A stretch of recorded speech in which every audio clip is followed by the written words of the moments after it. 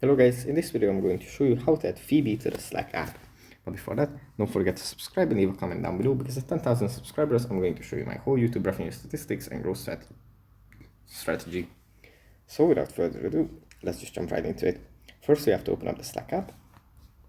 And here it opens up in the home menu where we have our channels. From here, we just have to go into one of the channels. And then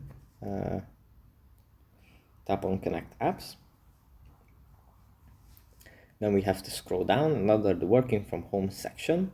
At the bottom we find Feebee, Employee Feedback and ENPs. We just tap on this. It's going to load again. But after it is done, we can just tap on the button that shows at the Slack. And yeah, that's pretty much it for this video. Hope it was helpful for you guys, and I'll see you in the next one. Bye.